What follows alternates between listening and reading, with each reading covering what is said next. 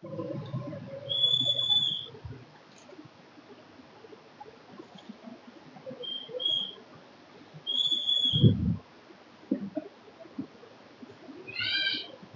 மகா பரிசுத்த நாமத்திற்கு மகிமை உண்டாவதாக. கடந்த நாள் முழுவதுமாக கண்ணின்மணி போல பாதுகாத்தார், சுகபலன் ஜீவன் தந்தார். அதற்காக கர்த்தருக்கு நன்றி செலுத்துகிறேன். நாளிலே சபையினுடைய 57வது ஆண்டு நிறைவு விழாவுடைய ஆராதனை நாட்களிலே கொண்டாடும்படியாக கர்த்தர் கிருபை தருகிறார். அதற்காக கர்த்தருக்கு நன்றி செலுத்துகிறேன். காலையில இங்க கொடியேற்றும்படியாக கர்த்தர் கிருபை தந்தார். அதற்காக கர்த்தருக்கு நன்றி செலுத்துகிறேன். நாட்களிலே கர்த்தர் கொடுத்த வசனங்களை நாம் தியானித்து நம்முடைய ஆத்மாவிற்கு பிரயோஜனப்படுத்திக் கொள்வோமாக. எபிரேயர் 10வது அதிகாரம் 24, 25. எபிரேயர் 10, 24, 25.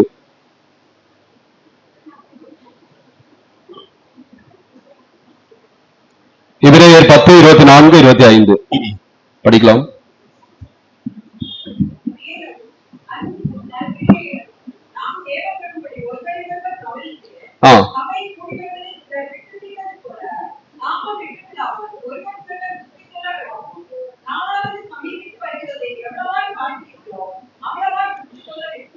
அன்புக்கும் நற்கிரியைகளுக்கும் நாம் ஏவப்படும்படி ஒருவரை ஒருவர் கவனித்து சபை கூடி வருவதை சிலர் விட்டுவிடுகிறது போல நாமும் விட்டுவிடாமல், அதாவது சபை கூடி வருவதை சிலர் விட்டுவிடுகிறது போல, அப்படி என்றால் அதாவது சபையே வேண்டாம், சபை கூடி வருதல் தேவையில்லை, சபை கூடி வரும்போது பிரச்சனைகள் உண்டாகிறது, மன சமாதானம் இல்லை, அதாவது சண்டைகள் உண்டாகிறது, அல்லது ஊழியர்கள் அல்லது விசுவாசிகள் மூலமாக மன கஷ்டங்கள், ஆத்ம சோர்வு உண்டாகிறது என்று நினைக்கிற தேவ பிள்ளைகளுக்கு பாருங்க, சபை கூடி வருவதை மாத்திரம் விட்டுவிடாதீர்கள் என்று நாம புத்தி சொல்ல வேண்டும். அதாவது சபையே வேண்டாம், அது சபை கூடி வருவதை விட்டு விடுகிற ஒரேதான் விட்டு விடுகிறது. அதுதான் அப்படி இருக்கிறவர்களுக்கு அதாவது நாம புத்தி சொல்ல வேண்டும். அருமையான தேவனுடைய பிள்ளைகளே, ஏனென்றால் சபை கூடி வரும்போது அன்புக்கும் நற்கிரியைகளுக்கும் தேவ பிள்ளைகள் ஏவப்படுகிற ஒரு இடமாக சபையானது காணப்படுகிறது. அதுதான் உண்மையான தேவன் நேசிக்கிற ஒரு திருச்சபை.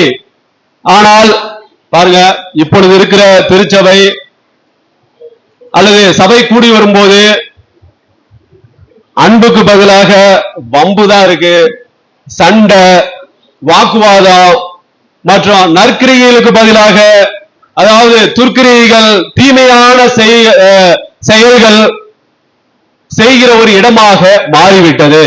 ஆனால் நாம் மறுபடியும் ஆதி திருச்சபையில் சபை கூடி வரும்போது அன்புக்கோ நற்கிரியைகளுக்கோ ஏவப்பட்டார்களோ அப்படிப்பட்டவர்களாக நாம் இந்த நாட்களிலே மாற வேண்டும்.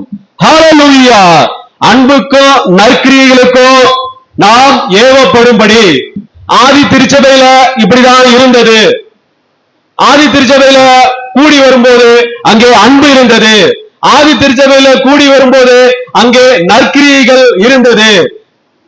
இந்த நாட்கள்ல பாருங்க, ஒரு சிலர், அதாவது இந்த இடத்துல அதனால ஒரு சிலர் அப்படின்னு சிலர் விட்டு விடுகிறது போல. சிலருக்கு என்ன, சபைக்கு போனா ஊழியர் ஏதாவது எப்ப பார்த்தா சொல்லிக்கிட்டே இருக்கிறாரியா, அதனால சபைக்கு போறது, அல்லது விசுவாசிகள் ஏதாவது சொல்றாங்க அதனால சபை வேண்டாம், சபையே வேண்டாம் அப்படி என்று நினைக்கிற ஒரு சிலருக்கு நாம புத்தி சொல்ல வேண்டும். அதாவது விட்டு விடுகிறது போல நாமும் விட்டு விடாதபடிக்கு ஒருவருக்கு ஒருவர் புத்தி சொல்ல வேண்டும்.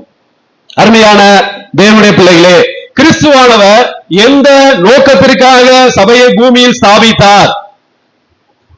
சுய ரத்தத்தினால, அவருடைய ரத்தத்தை கொண்டு இந்த பூமியில சபையை ஸ்தாபித்தார். கிறிஸ்துவின் நோக்கம் நிறைவேறி கொண்டிருக்கிறதா? அதை குறித்து இந்த நாட்கள்ல நாம சற்று தியானிப்போம். எந்த நோக்கத்திற்காக ஆதி திருச்சபையை ஸ்தாபித்தார்? அதாவது முதலாவதாக சபை என்பது என்ன, சபை என்றால் என்ன, அதை குறித்து நாம சற்று தியானிப்போம். 1 கொரிந்தியர் 12வது அதிகாரம் 27வது வசனம். சபைனா என்ன? நாம கூடி வருகிறோம், ஆராதனை பண்ணுகிறோம், ஜெபம் பண்ணுகிறோம், திருவிருந்து எடுக்கிறோம், காணிக்கை செலுத்துகிறோம், எல்லாரும் கூடி பலதரப்பட்ட ஜனங்கள் கூடி வருகிறோம். கூடி வருவதுதான் சபையா? அப்ப சபை என்பது என்ன?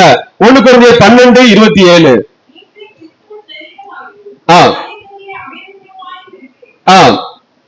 அடுத்தது பாருங்க, தேவனானவர் சபையில முதலாவது பாருங்க, நீங்களே கிறிஸ்துவின் சரீரமாயும் தனித்தனியே அவயவங்களுமாயும் இருக்கிறீர்கள். பாருங்க, முதலாவது சபை என்பது தேவனுடைய சரீரம்.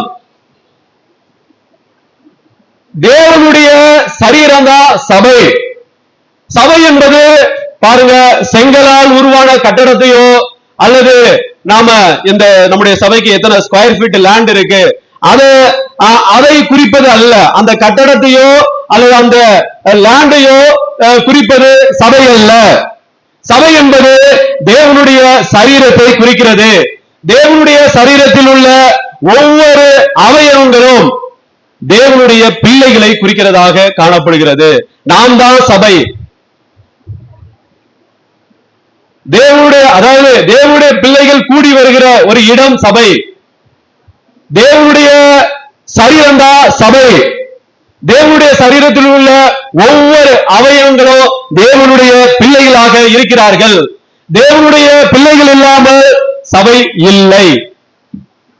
அருமையான தேவனுடைய பிள்ளைகளே,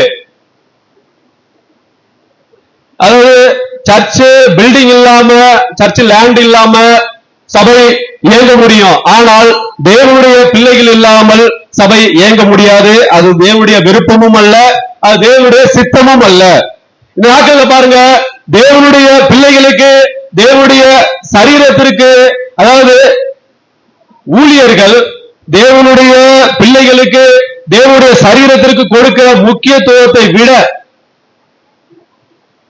அந்த விசுவாசிகளுக்கு கொடுக்கிற அல்லது தேவனுடைய பிள்ளைகளுக்கு கொடுக்கிற முக்கியத்துவத்தை விட பாருங்க, சர்ச்சு லேண்டுக்கும் அந்த சர்ச் பில்டிங்கும் அதிகமாக முக்கியத்துவம் கொடுக்கிறார்கள். அநேக திருச்சபைகள் காணப்படுகிறது. அநேக ஊழியர்கள் அப்படிதான் இருக்கிறார்கள். அவருடைய ஆத்மாக்களை குறித்து கவலை இல்லை, தேவனுடைய பிள்ளைகளை குறித்து கவலை இல்லை. ஆனா அதுல இருக்கிற அந்த பில்டிங்கும் அந்த லேண்டையும் குறித்து அநேகர் கவலைப்பட்டு கொண்டிருக்கிறார்கள். பாருங்க, எந்த ஒரு ஊழியர் சபை என்பது தேவனுடைய சரீரம் என்று நினைக்கிறார்களோ அவர்கள் தேவனுடைய பிள்ளைகளை அல்லது தேவனுடைய விசுவாசிகளை ஒருபோதும் அலட்சியம் பண்ண மாட்டார்கள். அவர்கள் அலட்சியமே பண்ண மாட்டாங்க. அப்படி அலட்சியம் செய்தால் தேவனுடைய சரீரம் அல்ல, சரீரத்தை அலட்சியம் பண்ணுவதற்கு சமம். அதாவது கண்டிப்பு உண்டு, சபையில கண்டிப்பு உண்டு. ஆனா கண்டிப்புனா செய்யும் போது, அதாவது தேவனுக்கு பிரியமில்லாத அல்லது ஏதாவது ஒரு காரியம் சபைக்கு அதாவது கண்டிக்கலாம். ஆனா அலட்சியம், யாரையும் அலட்சியம் பண்ணக்கூடாது. அருமையான தேவனுடைய பிள்ளைகளே, ஏனென்றால் அவர்கள் தேவனுடைய சரீரத்தில் உள்ள ஒவ்வொரு அவயவங்கள். ஹல்லேலூயா! தேவனுடைய சபை என்றால், சபை என்பது என்ன நன்றாக விளங்கிக் கொள்ள. சபை என்றால் தேவனுடைய சரீரம். நாம் எல்லாரும் தேவனுடைய சரீரத்தினுடைய ஒவ்வொரு அவயவங்கள். இந்த நாட்கள்ல பாருங்க, அதாவது விசுவாசிகள்ல அநேகர் சபையே தேவையில்லை என்று ஏன் நினைக்கிறார்கள்? எனக்கு சபையே வேண்டாம்பா, சபையே தேவையில்லை அப்படி என்று ஏன், தேவையே இல்லை அப்படி என்று ஏன் நினைக்கிறார்கள் என்றால், பாருங்க, சபையானது அவர்கள் அதாவது அவரை ஒரு சிலர் அப்படி நினைக்கிறதுக்கு வாய்ப்பு உண்டு. சபையே தேவையில்லை, ஏன் சபைக்கு போகணும், சபை எனக்கு தேவையில்லை. ஏனென்றால் சபையானது மாய்மாலக்காரர்களால் அல்லது பொய் சொல்லுகிறவர்களால் எய்தர் விசுவாசிகளோ அல்லது ஊழியர்களோ நிறைந்து காணப்படுகிறார்கள் என்ற ஒரு குற்றச்சாட்டு. அதாவது சபையில வெறும் மாய்மாலக்காரர்கள் தான், வெறும் பொய் சொல்லுகிறதா நிறைந்து விசுவாசிகளாக இருக்கலாம், ஊழியர்களாக இருக்கலாம், காணப்படுகிறார்கள் என்ற ஒரு குற்றச்சாட்டு. அடுத்தது பாருங்க, சபையில விசுவாசிகள் அல்லது ஊழியர்கள் எப்போது குற்றப்படுத்துகிறார்கள், நியாயம் இருக்கிறார்கள் அல்லது காயப்படுத்துகிறார்கள் என்ற ஒரு குற்றச்சாட்டு.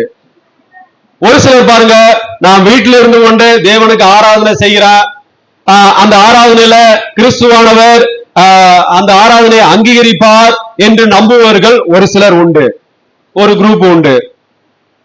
ஒரு சிலர் பாருங்க, சபைக்கு சென்றால் எனக்கு போர் அடிக்குது, அதாவது ஒரு என்டர்டைன்மெண்ட் இல்ல, ஒரு போர் அடிக்குது, போய் என்ன 3 மணி நேரம் உட்காந்து கையை தட்டிட்டு ஏதோ பாடுறான் வர்றான், ஜபம் பண்றாங்க, ஏதோ மெசேஜ் கொடுக்குறாங்க, திருப்பி காலை போய் கழுவுறாங்க, திருப்பி பந்தியில வாலிபர்கள்லாம் பாருங்க போர் அடிக்குது, அங்க போன 3 மணி நேரம் போர் அடிக்குது அப்படி என்று சொல்லுகிற ஒரு கூட்டத்தார் உண்டு. அந்த நேரத்துல நான் உருப்படியான ஒரு வேலையை செய்து விடுவேன், அந்த நேரத்துல நான் இங்க வேலைக்கு போனா எனக்கு அதிகமாக சம்பாதிக்கலாம் அப்படி என்று ஒரு சிலர் இருக்கிறார்கள், ஒரு சில குரூப் உண்டு. ஒரு சிலர் என்ன நினைக்கிறாங்க, இயேசு மாத்திரம் போதும்பா, எனக்கு இயேசு மாத்திரம் போதும், இயேசுவை பின்பற்றுகிறான், அவர் மாத்திரம் போதும் அப்படி என்று ஒரு சில நினைக்கிறார்கள். இவை எல்லாமே பாருங்க, இந்த நினைப்பு எல்லாமே இப்பொழுது காணப்படுகிற திருச்சபையில இருக்கிறது. இது எல்லாமே இருக்கிறது, நாம இல்லை என்று நாம மறுக்கவே முடியாது, அதை ஒத்துக்கொண்டே ஆக வேண்டும். இல்லை என்று நாம ஒருபோதும் மறுக்க முடியாது. நீ யாராவது என்று சொல்லுங்க, எங்க சபையில இந்த மாதிரி எல்லாம் இல்ல அப்படி என்று யாரும் சொல்ல முடியாது. இருக்கு, அது எல்லாமே இருக்கு. அருமையான தேவனுடைய பிள்ளைகளே, ஆனால் வேதம் என்ன சொல்லுகிறது என்றால் பாருங்க, வேதம் இவர்களுக்கு என்ன சொல்லுகிறது? மத்தேயு 13வது அதிகாரம் 24, மத்தேயு 13:24.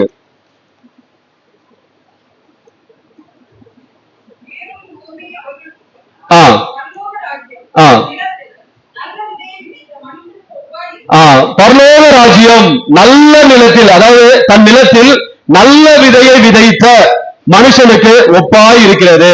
அடுத்ததாக 29வது வசனம்.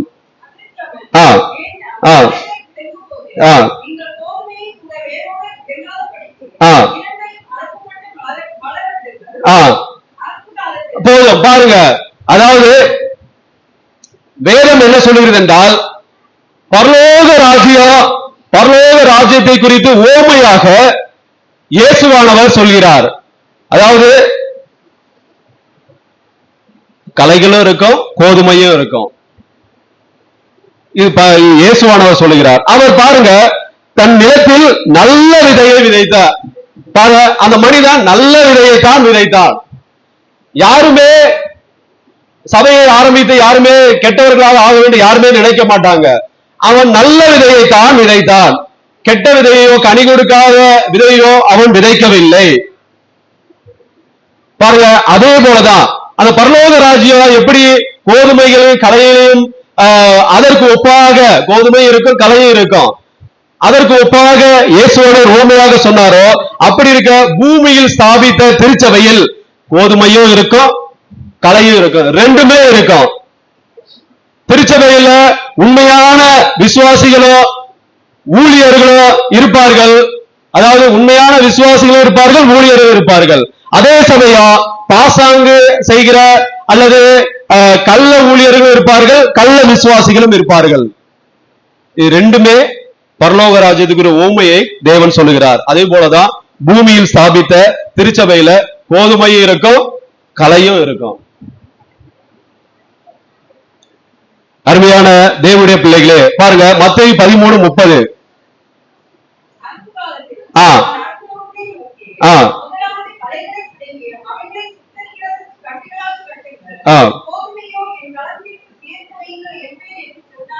பாருங்க, அது எப்பொழுது என்றால் அறுப்பு காலத்தில். அதற்கு முந்தின சொல்லும்போது களை பிடுங்கும்போது நீ கோதுமை வேரோட நீ பிடிங்கிருவ, ஆனால் நீ பிடுங்காத, அதை நான் பாத்துக்கிறேன், அது என்னோட வேலை, தேவன், அது தேவனுடைய வேலை. அதாவது கலைகள் இருக்கிறதே என்று சபையை விட்டு நாம ஒருபோதும் வெளியேறக்கூடாது. கலைகள் இருக்கிறது, நான் போனா அங்க பிரச்சனை வருது, பிரச்சனை, சபையை விட்டு ஒருபோதும் வெளியேறக்கூடாது. ஏனென்றால் தேவன் தம்முடைய காலத்தில் அந்த வேலையை செய்வார், தேவன் செய்வார். அந்த கலையை பிடுங்கிறது ஊழியர்களோ யாரோ, தேவன் செய்வார்.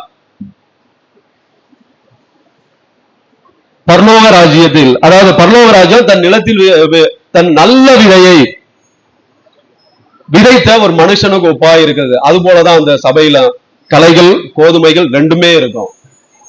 அருமையான தேவனுடைய கலைகள் இருக்கிறது, எனக்கு பிரச்சனை வருகிறது அப்படி என்று நாம சபையை விட்டு நாம் ஒருபோதும் அதாவது சபை கூடியவர்களை விட்டு விடாது இருக்க வேண்டும். நாம புத்தி சொல்ல வேண்டும். பாருங்க, ஆதி திருச்சபை எந்த நோக்கத்திற்காக ஸ்தாபிக்கப்பட்டது? நாம நினைக்கிற ஆதி திருச்சபை எந்த நோக்கத்திற்காக ஸ்தாபிக்கப்பட்டது என்று நமக்கு அந்த வேத அறிவு இருந்தா நமக்கு எல்லாமே எல்லா காரியத்திற்கும் விடை கிடைத்து விடும். இந்த நாட்கள்ல இருக்கிற வாலிபர்களுக்கு இருக்கிற எல்லா பிரச்சனை கொஸ்டின் கேள்விகளுக்கும் விடை கிடைத்து விடும், ஆன்சர் கிடைத்து விடும். ஆதி திருச்சபை எந்த நோக்கத்திற்காக ஸ்தாபிக்கப்பட்டது? ஏன் சபை தேவை? முதலாவது காரியம் பாருங்க, மத்தேயு 16:18. மத்தேயு 16:18.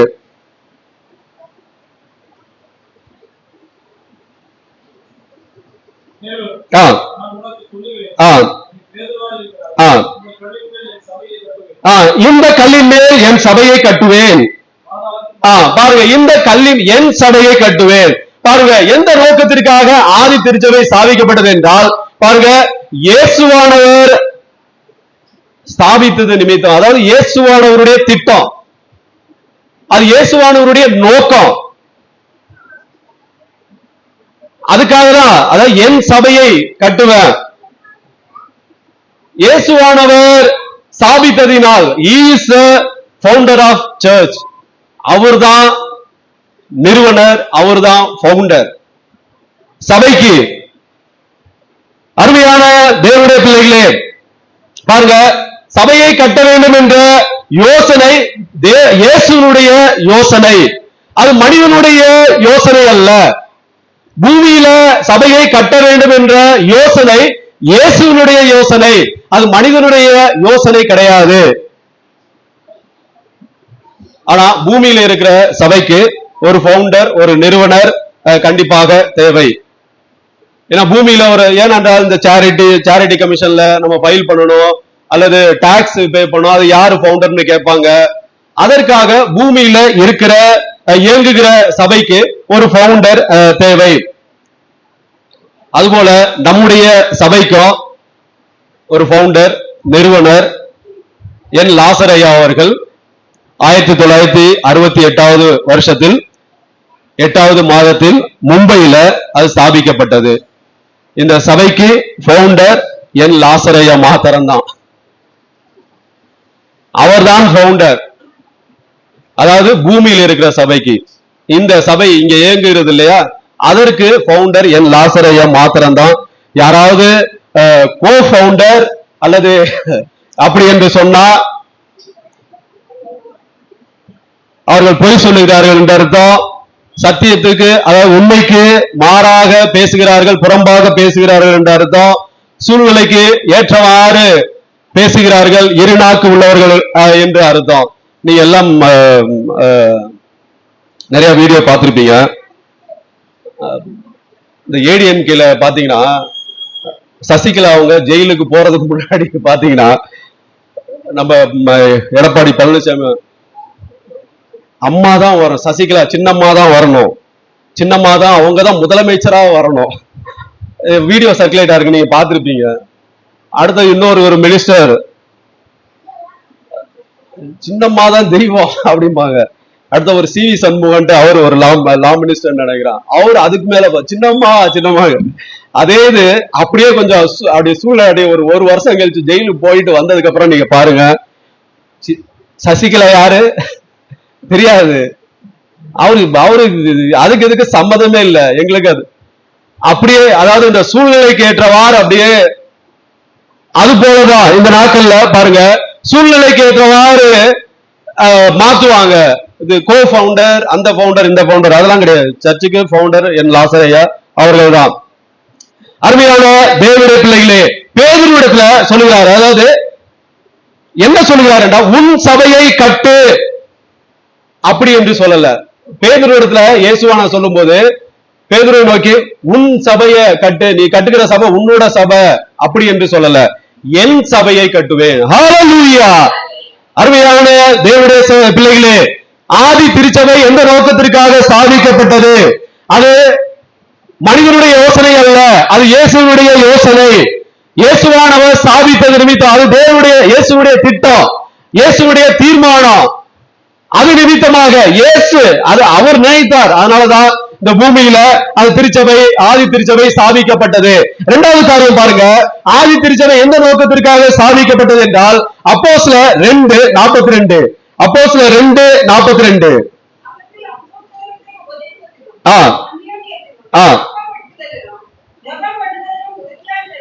அவர்கள் அப்போஸ்தலருடைய உபதேசத்திலும் பாருங்க 4 காரியம் கொடுக்கப்பட்டிருக்கு.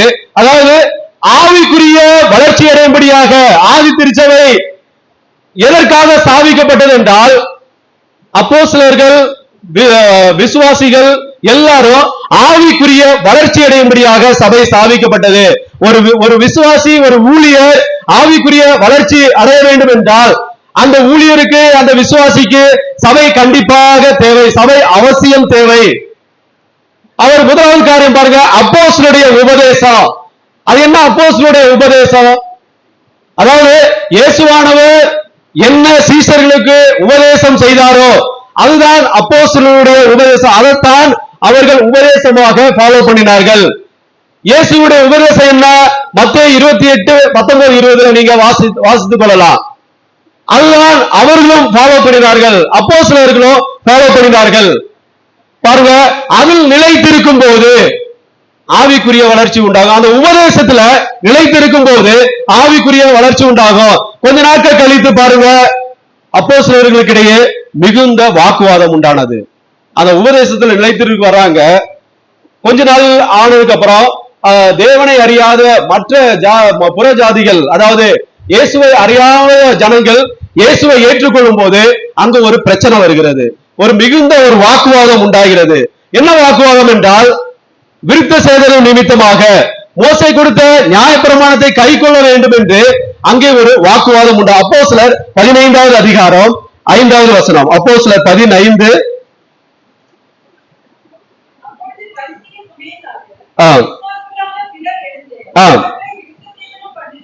அவர்கள், அதாவது அந்த புதிதாக வருகிறவர்கள், தேவனை இயேசுவை அறியாத யூதர்கள் அல்லாத வருகிறவர்கள், அவர்கள் விருத்த சேதனம் பண்ண வேண்டும் என்றும்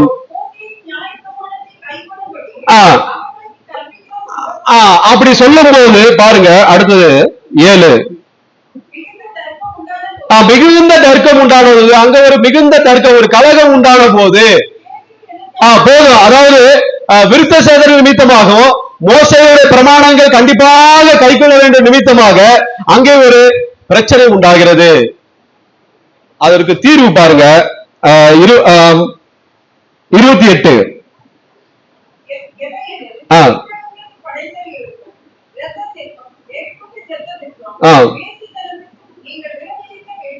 29. அவசியமான இவைகளே அல்லாமல் பாரமான வேறொன்றையும் உங்க மேல் சுமத்தாமல் இருப்பது பரிசுத்த ஆவிக்கும் எங்களுக்கும் நலமாக. அதாவது அவசியமான இவைகளே இல்லாமல் பாரமான வேறொன்றையும் பாருங்க, நம்மை ஆவிக்குரிய வளர்ச்சி அடைவதற்கு அதை மாத்திரம் நீங்க ஃபாலோ பண்ணுங்க. பாரமான வேறொன்ற உங்க மேல சுமத்தாமல் இருப்ப பரிசுத்த ஆவிக்கு எங்களுக்கு அங்க ஒரு தீர்மானம் உண்டாகிறது. அருமையான தேவனுடைய பிள்ளைகளே, பாரமான காரியங்கள், அதாவது நம்மை எந்த காரியம் பரிசுத்தமாக்குகிறது அதை நாம ஃபாலோ பண்ணணும். அதுதான் ஆவிக்குரிய வளர்ச்சி அடையறதுக்கு உதவுவோம். நாம அநேக காரியங்களை நாம பரிசுத்தம் அடைகிறதா என்றால் இல்ல. அருமையான தேவனுடைய பிள்ளைகளே, பரிசுத்த ஆவிக்கும் எங்களுக்கும் நலமாக கண்டது. அடுத்தது பாருங்க, நம்முடைய சபையிலையும் பாருங்க, அப்போஸ்தலர் மூலமாக உபதேசம் கொடுக்கப்பட்டது. எதற்காக என்றால் நாம் ஆவிக்குரிய வளர்ச்சி அடையும்படி, பரிசுத்தம் அடையும்படியாக உபதேசங்கள் கொடுக்கப்பட்டிருக்கிறது. பரிசுத்தம் அடையும்படியாக. அடுத்ததாக பாருங்க, 2வது காரியம், அதாவது முதலாவது அப்போஸ்தலருடைய உபதேசம், 2வது அந்யோன்யத்திலும். அப்படி என்றால் பாருங்க, அப்போஸ்தலருடைய உபதேசத்தை விடக்கூடாது என்று போதிக்கிறவர்கள் இந்த நாட்கள்ல அந்த முதல் பாயிண்ட அப்போஸ்தலருடைய உபதேசம் அப்போஸ்தலர் கொடுத்துட்டு போயிருக்காரு, இது கண்டிப்பா வேண்டும் அப்படி என்று சொல்லுவாங்க. ஆனா அடுத்தது பாருங்க, அந்யோன்யத்திலும் அதை விட்டு விடுவாங்க. அது அவங்க கண்ணுக்கு படைய எரேஸ் ஆயிரும். அதாவது அந்நியோனா ஐக்கியமாக இருக்கிறார்கள். ஐக்கியத்திலும் அந்நியோனியம் எல்லாம் இப்ப கூடி வரும்போது ஐக்கியமாக இருக்க வேண்டும். அப்படி இருக்கிறார்களா என்றா இல்ல. ஒருவருக்கு ஒருவர் வாக்குவாதம், பொறாமை, போட்டி எல்லாம் காணப்படும். அந்த அப்போஸ்தலர் உபதேசம், அப்போஸ்தலர் இது கொடுத்துட்டு போயிருக்காரு, இது கொடுத்துட்டு போயிருக்காரு, இது கொடுத்துட்டு போயிருக்காரு அப்படி என்று சொல்லுவாங்க. ஆனா அந்நியோனியம் இருக்கா? இல்ல. ஐக்கியம் இருக்கா? இல்ல. ஐக்கியம் இருக்காது. அருமையான தேவனுடைய பிள்ளைகளே, நமக்கு எது சாதகமாக இருக்கிறதோ அதை மாத்திரம் எடுத்துக்கொள்வது அப்படி இல்ல. நம்மை பரிசுத்தப்படும் வேதத்தின்படி எந்த ஒரு காரியமும் நம்மை பரிசுத்தப்படுத்துகிறதா அதை நாம கண்டிப்பாக செய்ய வேண்டும். அடுத்ததாக அப்பம் பிட்குதல். பாருங்க, அப்படி என்றால் பாருங்க, நாம கூடி வருகிறோம். அதாவது சபைக்கு கூடி வரும்போது அப்பம் நம்ம திருவிருந்து நாம கொடுக்கிறோம். அல்லது இப்படி கூட வச்சுங்க, நாம சாப்பிடுகிறோம். ஓகே, அப்பம் பிட்கிறது சாப்பிடுகிறோம்னு வச்சுங்க. எல்லாருக்கும் ஒரே சாப்பாடு தான். அதாவது அங்க நோ பாசி, அதாவது ஆல் ஆர் ஈக்குவல், எல்லாமே சமம்தான். இப்ப நான் படிச்சிருக்கேன், நான் கார்ல வரேன் அப்படின்னா எனக்கு வசதியான சாப்பாடு சமைச்சிட்டு அது கிடையாது. All are equal. அது படித்தவர்களாக இருந்தாலும் சரி, பணக்காரர்களாக இருந்தாலும் சரி, இங்க என்ன கொடுக்கப்படுகிறதோ அதுதான் எல்லாரும் சாப்பிடுகிறார். அதுதான் சபைக்கு முக்கியம். அடுத்ததாக ஜெபம் பண்ணுதல், உறுதியாக தரித்திருத்தல். அதாவது அவர்கள் ஜெபம் பண்ணுதலும் உறுதியாக தரித்திருந்தார்கள். அருமையான தேவனுடைய பிள்ளைகளே, இது ஆவிக்குரிய வளர்ச்சி அடையும்படியாக ஆதி திருச்சபை ஸ்தாபிக்கப்பட்டது. இதற்காகத்தான் ஆதி திருச்சபை ஸ்தாபிக்கப்பட்டது. மூன்றாவது காரியம் சங்கீதம் 34:3. சங்கீதம் 34:3.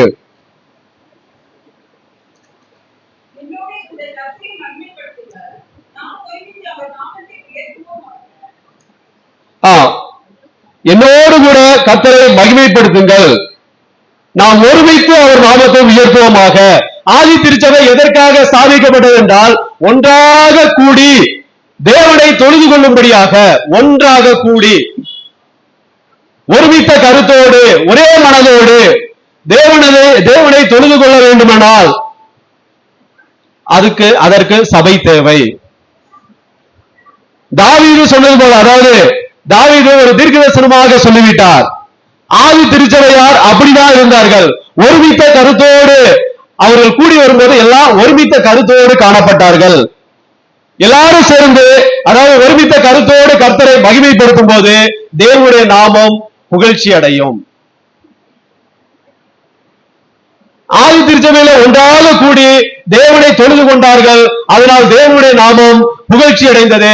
தேவனுடைய நாமம் எல்லா இடங்களிலும் பரவினது. அநேக திருச்சபைக்கு கடந்து வந்தார்கள். அநேக விஸ்தாரமானது. ஏனென்றால் ஒன்றாக கூடி தேவனை தொழுது கொண்டார்கள். அதற்காகத்தான் ஆதி திருச்சபை ஸ்தாபிக்கப்பட்டது. அடுத்ததாக பாருங்க, நான்காவது காரியம் 1 யோவான் 1:7. ஆதி திருச்சபை எதற்காக ஸ்தாபிக்கப்பட்ட? 1 யோவான் 1:7.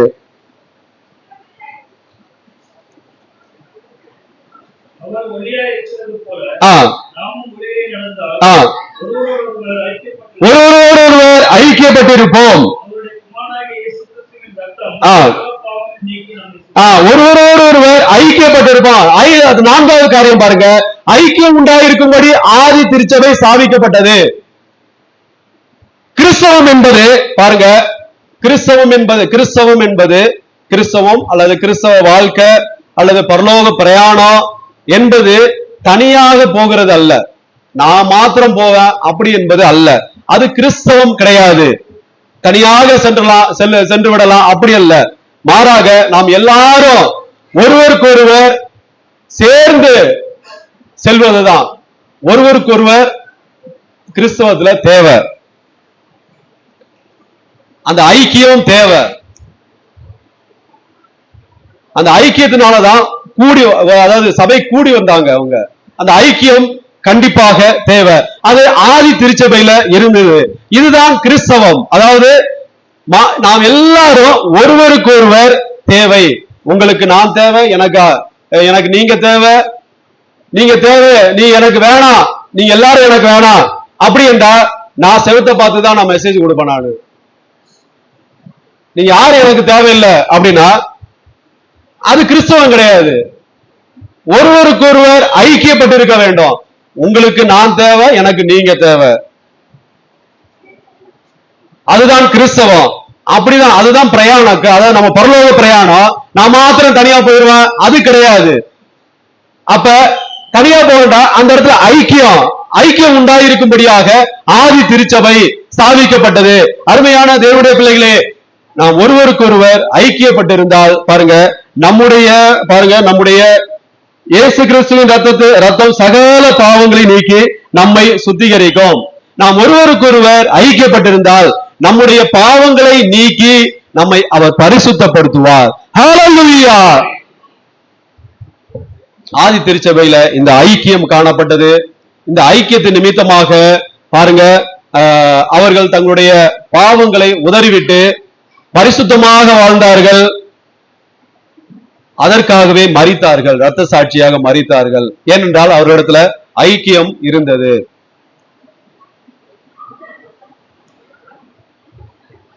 கிறிஸ்தவம் என்றால் ஐக்கியப்பட்டிருக்க வேண்டும். அதற்காக தான் ஆதி திருச்சபை ஸ்தாபிக்கப்பட்டது. அடுத்ததாக 5வது காரியம் பாருங்க, எபேசியர் 4:11-12. எபேசியர் 4:11-12.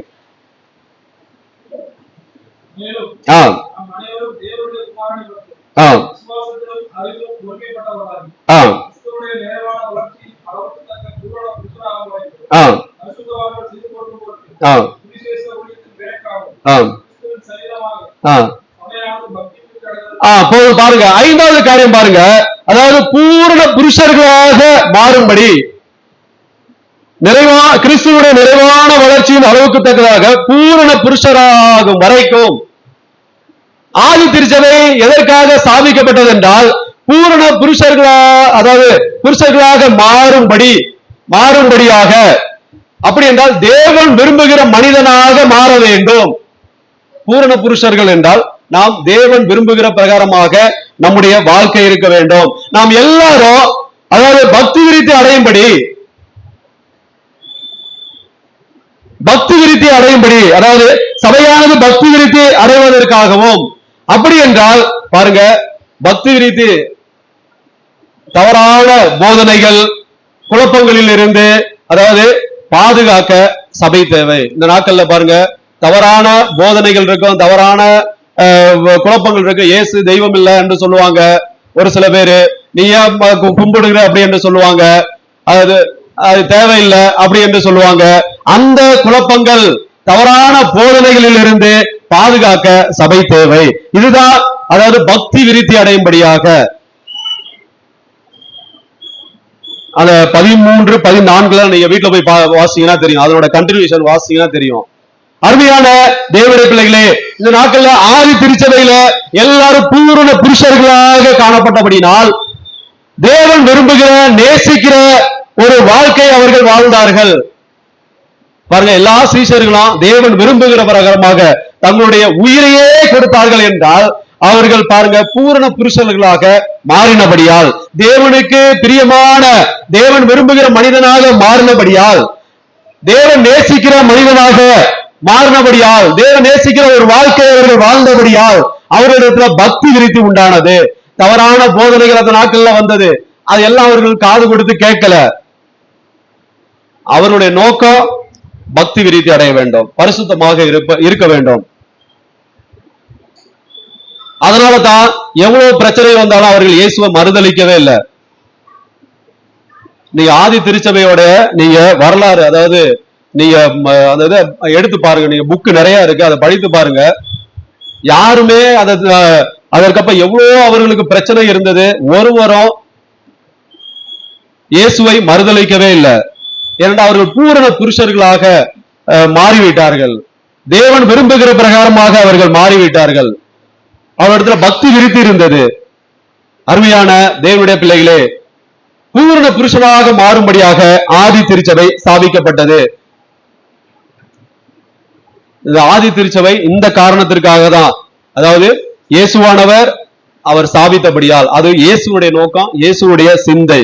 நாம ஆவிக்குரிய வளர்ச்சி அடையும்படியாக ஒன்றாக கூடி, நாம பாருங்க, ஒன்றாக கூடி தேவனை தொழுது கொள்ளும்படியாக, ஐக்கியம் உண்டாயிருக்கும்படியாக, பூரண புருஷர்களாக மாறும்படியாக ஆதி திருச்சபை ஸ்தாபிக்கப்பட்டது. ஆனா இந்த நாட்கள்ல கிறிஸ்துவின் நோக்கம் சபையில் நிறைவேறி கொண்டிருக்கிறதா என்றால் நாம் சற்று சிந்திக்க வேண்டும்.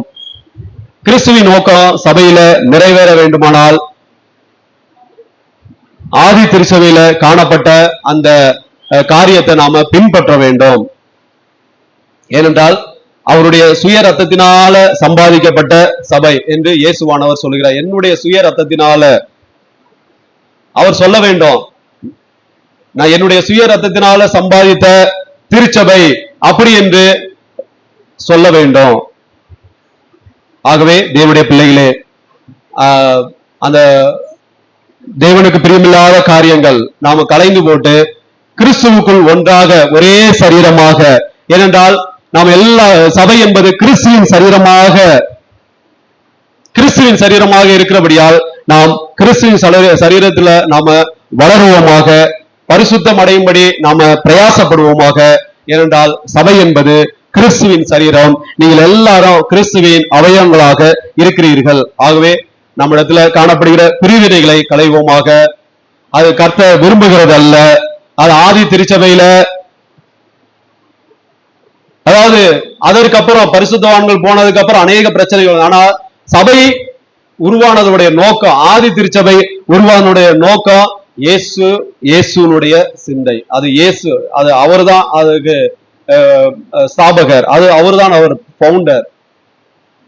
நாம இந்த நாட்கள்ல நாம ஆவிக்குரிய வளர்ச்சி அடையும்படியாக நமக்கு சபை தேவை. ஒன்றாக தேவனை தொழுது கொள்ளும்படியாக நமக்கு சபை தேவை. நாம் ஐக்கியமாக இருக்கும்படியாக சபை தேவை. பூரண புருஷர்களாக இருக்கும்படியாக நமக்கு சபை தேவை. இந்த நாட்கள்ல இது இல்லாம கூட இருக்கலாம். ஆனால் நாம் சபை என்பது நமக்கு கண்டிப்பாக தேவை. எப்படி சபையில கோதுமையும் இருக்கிறது, அதாவது கலையும் இருக்கிறது, தேவன் அதை பார்த்துக் கொள்வார் ஒரு நாள்ல. ஆனால் அதற்கு முன்பதாக கலை இருக்கிறது என்று சொல்லி நாம சபை விட்டு போய்விடக் கூடாது. சபை இந்த நாட்கள்ல கண்டிப்பாக தேவை. நாம் ஒருவர் மாத்திரம் பரலோகம் சென்று விடலாம் அப்படி என்று நினைக்க முடியாது. ஏன்னா கிறிஸ்தவம் என்பது எல்லாரும் சேர்ந்து பிரயாணிப்பது, அதாவது பிரயாணம் பண்ணுவதான் கிறிஸ்தவம். ஆகவே இந்த கலைகள், இந்த பிரிவினைகளை, ஆதி திருச்சபையில இருந்த இந்த ஒழுங்குகள் இந்த நாட்கள்ல நம்முடைய சபையிலையும் இருக்க வேண்டும். அது எல்லா சபையில கொஞ்சம் குழப்பங்கள் எல்லோரும் இருக்கும். ஆனால் சரி செய்யும்படியாக நாம் தேவனை நோக்கி, ஆண்டவரே உங்களுடைய சரீரமாக இருக்கிறது, உங்களுடைய சரீரத்துல நாங்கள் எல்லாரும் அவயங்களாக இருக்கிறோம். ஆகவே எல்லாருடைய நோக்கம் ஒன்றாக இருந்து சபையை பார்த்து, இந்த திருச்சபையை பார்த்து அநேக ஜாதியார் அநேகர் வந்து ஆசீர்வாதம் பெற்றுக் கொள்ள வேண்டும். இதுதான் ஒரே நோக்கமாக இருக்க வேண்டும். நம்முடைய சபைக்காகவும் தொடர்ந்து நீங்கள் ஜெபம் பண்ணுங்கள். கர்த்தர் இந்த 57 ஆண்டுகளாக சபையை போஷித்தார், பராமரித்தார்.